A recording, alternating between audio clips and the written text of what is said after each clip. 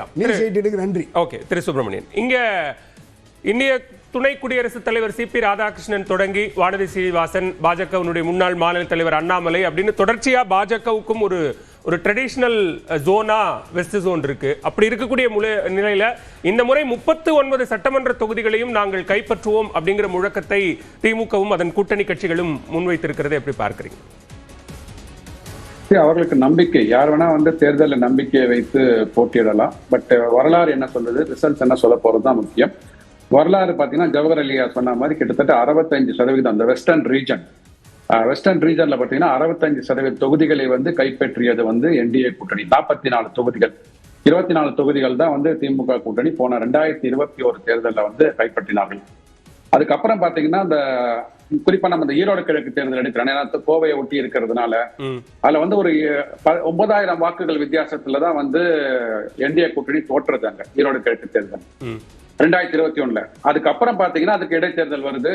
அந்த இவர் எம்எல்ஏ மறைந்து போனதுனால ஈவிகே இளங்கோவன் அவரோட பையன் அவர் இறந்ததுனால அப்போ அந்த ஒத்தை தேர்தலுக்காக ஒரு மிகப்பெரிய ஒரு அமைச்சர்கள் கூட்டமே அங்க ஈரோடு கிழக்கு தேர்தல் இறங்கி வேலை செஞ்சு, ஏன்னா ஆன்டி இன்கம்பன்சி வெளில வந்துடக்கூடாதுன்றதுக்காக எப்பவுமே அறிக்காத ஒரு 25 மாதங்களாக அறிவிக்காத எந்த கட்சி ஆட்சியில் இருந்தாலும் அது நடக்கும் சார். அதிமுக ஆட்சியில் இருக்கும் போதும் ஒரு இடைத்தேர்தல் நடந்தா எல்லா அமைச்சர்களும் அங்க கேம்ப் பண்ணி செய்வாங்க. அதாவது உங்க தோழமை கட்சிக்காக நீங்க என்ன சொல்றீங்கன்னா ஒரு 7,000 கோடியை கஜானால இருந்து கொடுத்து, மக்கள் வரி பணத்துல இருந்து கொடுத்து உரிமை தொகை அது வரைக்கும் நீங்க இம்ப்ளிமெண்ட் பண்ணாத உரிமை தொகையை கொடுத்து பண்றீங்க அப்படின்னா நான் என்ன 10,000 ரூபாய் கொடுத்தாங்க, அது யார் கஜானால இருந்து கொடுத்தாங்க சார்?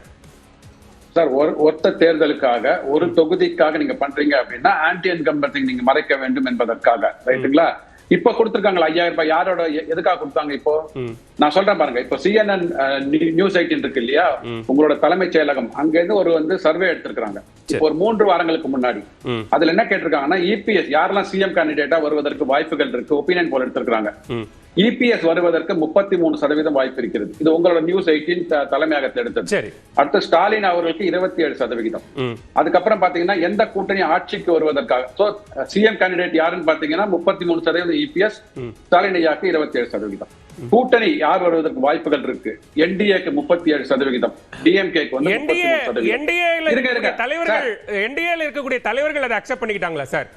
திரு எடப்பாடி பழனிசாமி சிஎம் கேண்டிடேட் அப்படிங்கறத அக்செப்ட் பண்ணிக்கிட்டாங்களா? நாளைக்கு பொதுக்கூட்டத்துல பிரதமர் அட்ரஸ் பண்ணும்போது என்டிஏ கூட்டணியினுடைய தமிழ்நாடு முதலமைச்சர் வேட்பாளர் திரு எடப்பாடி கே பழனிசாமி அப்படின்னு சொல்லுவாரா?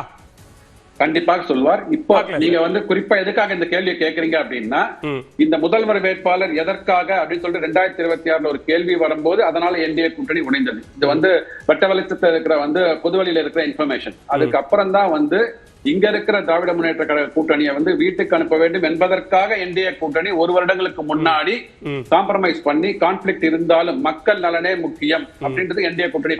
அந்த ஒரு பாயிண்ட் தான் இடிக்குது. காம்ப்ரமைஸ் பண்ணி அப்படிங்கிறதுதான் இன்னைக்கும் திரு எடப்பாடி பழனிசாமி என்ன சொல்றாருன்னா, இது தேர்தலுக்கான கூட்டணிங்க, தேர்தல் முடிஞ்சுட்டா நாங்க பிரிச்சுக்கிட்டு போயிடுவோம் அப்படிங்கிற தொனியில தான் பேசுறாரு. இல்ல அவர் தான் கூட்டணியின் முதல்வர் வேட்பாளர், அவர் தான் முதலமைச்சரா இருப்பார் அவரு. அதற்கப்புறம் பாத்தீங்கன்னா, அதாவது ஜனநாயகத்துல நீங்கள் தவறு செய்தால், அதாவது ஆட்சிக்கு வர்றீங்க, ஆட்சிக்கு வந்ததுக்கு அப்புறம் சட்டங்களை இயற்றுகிறீர்கள், மக்களுக்கான திட்டங்களை கொண்டு வரீங்க, அதுல உங்களுக்கு முரண் இருந்தது என்றால் சட்டமன்றத்துல கேள்வியை கேட்பதற்கு அனைவருக்கும் உரிமை இருக்கு. கூட்டணி கட்சிகள் தேர்தலுக்கு பின்னாடிதான் எதுவா இருந்தாலும், தேர்தல் முடிவுகளுக்கு பின்னாடிதான் எதுவா இருந்தாலும் அப்படின்னு புரிஞ்சுக்கல சார். தேர்தல்ல அவர் தான் முதலமைச்சர் வேட்பாளர் என்ற பிறகு ஆட்சி நடக்கும் போது நீங்க சட்டங்களை ஏற்றும் போது அதற்கு கூட்டணி கட்சிகளோட அவங்களோட அப்ஜெக்டிவ் ஃபிட் ஆகல அப்படின்ற போது